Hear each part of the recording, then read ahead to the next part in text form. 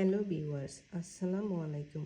আজকে আমি আলোচনা করব তৃতীয় শ্রেণীর ইংরেজি প্রথম প্রান্তিক মূল্যায়ন নিয়ে। প্রথম প্রান্তিক মূল্যায়ন পরীক্ষা হবে মোট 70 নাম্বারের এবং টাইম থাকবে 2 ঘন্টা 30 মিনিট। প্রথমে পাঠ্য বই হতে একটি টেক্সট দেওয়া থাকবে। টেক্সট হতে 1, 2 এবং 3 নং প্রশ্নের আনসার করতে হবে। প্রতিটি প্রশ্নের মান প্রশ্নের ডান পাশে দেওয়া থাকবে। নাম্বার 1-এ থাকবে চুজ দ্য বেস্ট আনসার, অর্থাৎ মোট 5টি বহু নির্বাচনী প্রশ্ন দেওয়া থাকবে, যার প্রতিটিতে 4টি করে অপশন থাকবে। সঠিক অপশনটি বাছাই করে খাতায় লিখতে হবে। 2 নাম্বারে থাকবে ফিল ইন দ্য ব্ল্যাঙ্কস, অর্থাৎ এখানে বক্সে মোট 5টি ওয়ার্ড বা শব্দ দেওয়া থাকবে।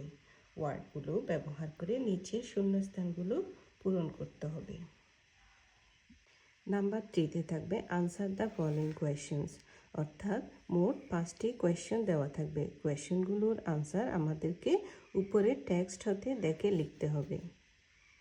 Number 4, match words with their meanings, অর্থাৎ এখানে একটি কলাম থাকবে এ কলাম, অপর পাশে থাকবে বি কলাম। এ কলামে কিছু ওয়ার্ড থাকবে, বি কলামে কিছু ওয়ার্ড বা ওয়ার্ডের অংশ থাকবে। আমাদেরকে এখানে বাম পাশের ওয়ার্ডের সাথে ডান পাশের ওয়ার্ডের মিল করে লিখতে হবে।